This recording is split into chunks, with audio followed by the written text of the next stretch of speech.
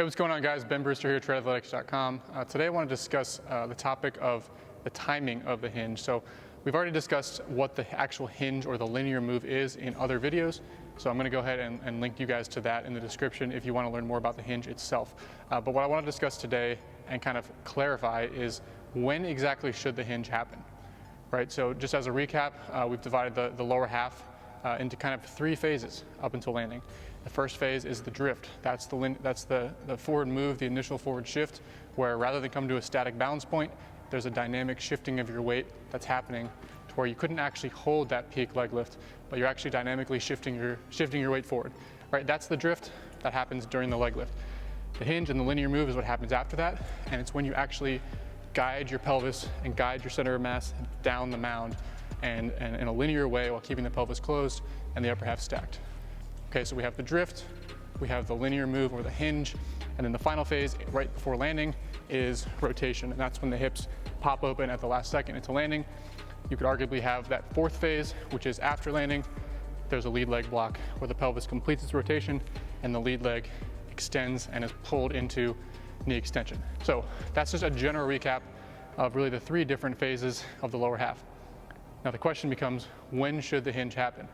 And I bring this up because I've now seen this at the high school level with some of the athletes we work with, hearing kind of conflicting advice from their coaches, college level, and in particular, even at the professional and at the big league level, where some of the athletes that we interact with and that we coach are being taught to kind of do one thing, but it kind of directly conflicts with what we observe in some of the hardest and most efficient throwers in the world. What some of these athletes are being told is to preset the hinge or to get into the hinge a little bit too early. So what does that look like? Well, a lot of these athletes are being told to come set and already try to find the glute when they come set. So they're coming set, trying to find the glute, find the hinge, and coming set already like this. Then as they lift their leg, they're being told, hold that, hold that, hold that as you lift your leg, then keep holding it into the hinge, into the linear move, and then unload it. And so they're in this constant state of tension from just when they come set. Even as they lift their leg, they're still holding this tension, and then they continue to hold it. So it's this constant state of tension, trying to find the hinge from the very start. The other way that you kind of see this is that guys maybe don't start with that tension in the glute, but they're trying to find it as they lift their leg. So as they get into their leg lift, they're also trying to find the hinge and the glute at the same time. So they're still trying to find it too early. They're not presetting it, they're not coming here, but as they lift, they're trying to get into the hinge before they actually give their drift, their forward move, and their leg lift time to actually complete. So why am I telling you this? Well, I now have two examples of big leaguers I've worked with where they've kind of done this and directly seen velocity decreases in efficiency in terms of how they feel, in terms of their command. And then we've had plenty of examples of collegiate and high school pitchers as well. Typically, this is not going to be a 5 or 10 mile an hour drop in efficiency. We're talking about in the 2 to 3 mile an hour range, but it still is a decrease in efficiency nonetheless. So why is that? Let's break that down. If you're presetting the hinge, what ends up happening is that as you lift your leg, you end up staying kind of stuck over the rubber. That's overwhelmingly what we see and what we observe. So when a guy comes set here, not only are they already biasing more of their weight towards the back leg, right, instead of maybe being 50-50 or even 60-40 on the front leg, like a lot of hard throwers are out of the stretch, they come set and they're maybe 80-20, 70-30 on the back leg. So as they lift their leg, they really don't have that aggressive weight shift, because if they did, they would start to feel like they lost the hinge. What hard throwers do, what the most efficient hard throwers do, is they don't find that hinge until they drop into the hinge out of the leg lift. So there's not this active tension on the glute until they actually get down out of their leg lift. And so that's when the timing of the hinge happens. After you've shifted your weight, you drop into the hinge. And so that's why we started cueing this idea of drop into the hinge. Don't preset the hinge. Don't try to find the hinge during your leg lift. Allow that weight to be shifted forward towards the target. And from there, there's this drop into that backside, into that glute.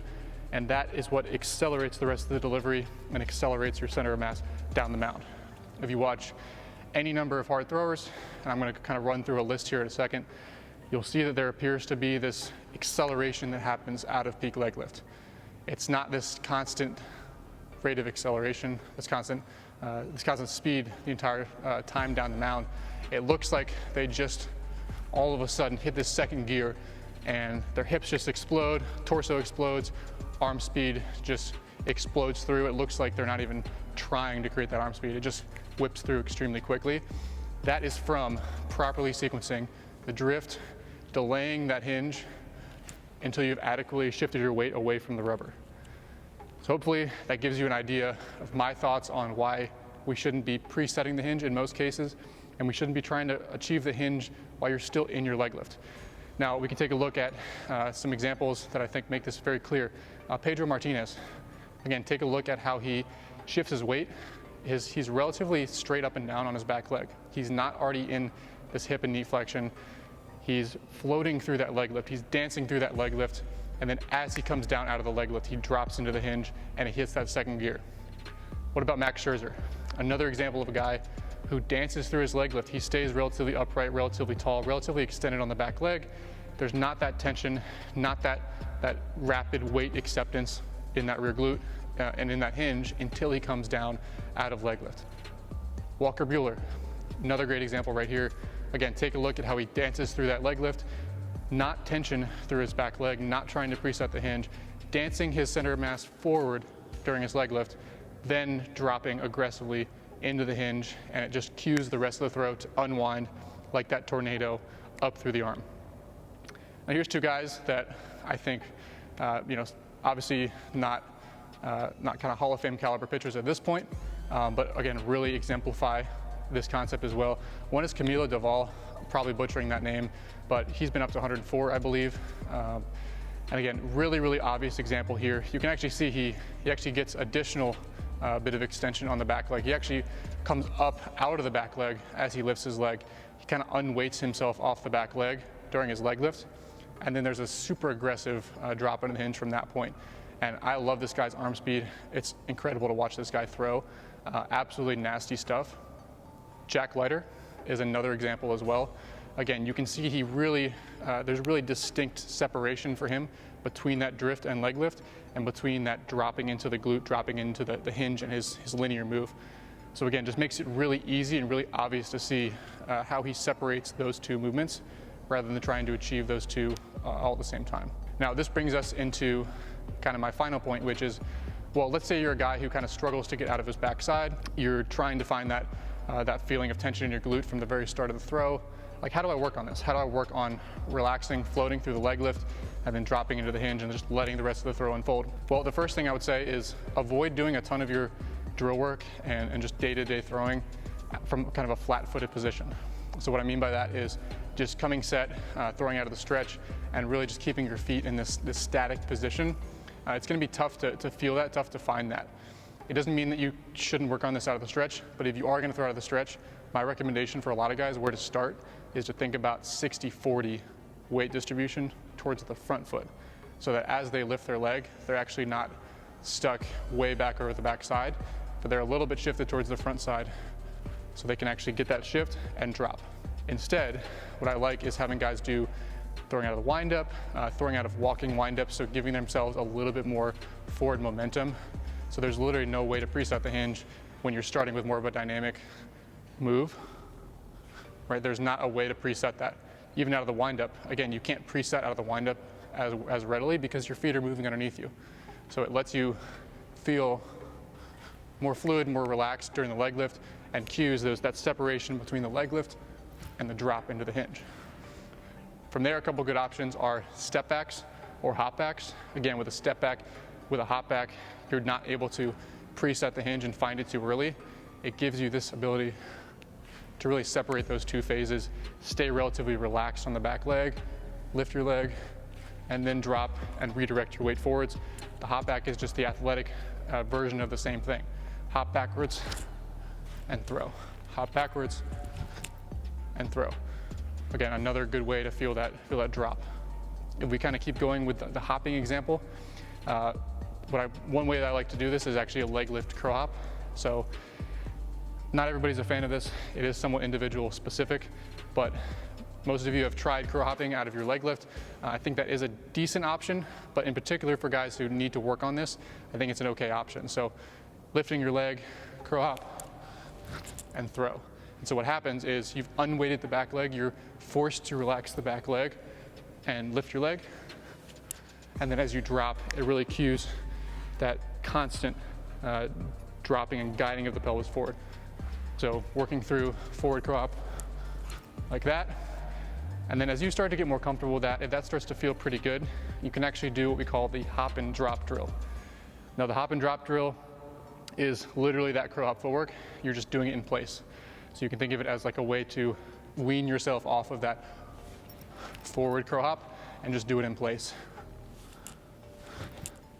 So you're just giving yourself a little bit of that unweighting feeling on the back leg, lifting through your leg, drop and go. Go. Lift, hop, go. So we're trying to blend that now into your regular delivery where you feel that relaxation and then you feel the acceleration and dropping into the hinge, into the backside. So those are really our favorites as far as kind of pre-throwing drills, plyometric drills, drills you can do in catch play. Then we also have 2 feels drills that I would encourage you guys to go check out. One is the kettlebell hinge drill. This is a drill that we first saw Mike Clevenger kind of featured in several years ago. We started playing with it, experimenting with it. I'm a huge fan of this drill. We're not going to get into it right here, but go ahead and check out the link in the description. And then the other one is a drill that I call Swiss ball drops. I came up with it a few weeks ago, but basically the idea was, hey, you can put a Swiss ball up against a wall and actually just groove this feeling of dropping into the hinge and just trusting that kind of aggressive drop into the backside. So those 2 are again ways to really emphasize and feel this, and you can go check those out in the video description. So in conclusion, my opinion is that we shouldn't be trying to preset the hinge. I've heard the argument that it's kind of an argument for, okay, guys need to be quicker to the plate in games. And so I do think we can still work on being quicker to the plate with kind of an abbreviated leg lift if that is a problem for a guy, without getting them stuck into the backside and without them trying to stay stuck in the hinge the entire time. I still think we can work on having more of a distinct floating forward move and then dropping into the hinge, even if the goal is to speed up their tempo to the plate. Typically, if you're going to test this, if you're going to try something out, whether it's changing guys' tempo, if it's changing presetting the hinge, I would really encourage you as a coach, as a player, to gather feedback, gather information about the change before you fully commit to it. Say, hey, I think this is something we should play around with, we should test, we should try, and maybe do 1 or 2 bullpens, playing with how you normally throw, playing with presetting the hinge, and seeing like, hey, what is the effect on your fastball metrics, on your off speed, your command? How does that feel? What's the velocity differential? If you see a velocity decrease, if it doesn't feel comfortable, if it causes a negative impact on command, hey, maybe that's something we should kind of backpedal from and not stick with. I really think that, just as a very overly obvious, simplistic rule, it's just constantly butchered, especially at the college and professional levels, because coaches think they know more than they actually do. I personally am willing to admit that I don't know everything. You might have a theory, you might have a hypothesis, but you don't actually know if that's helpful for the individual until you go test it with them. Test it within their own mechanics. What might work for one athlete is not necessarily going to work for another athlete. So go test it, gather some data, tiptoe into that change. Be especially careful the higher level the athlete. If that change is starting to obviously work and you're gathering objectively positive results from it, continue on with the change. But as a coach, you always want to be having that open line of communication with the athlete, make sure everybody's on the same page.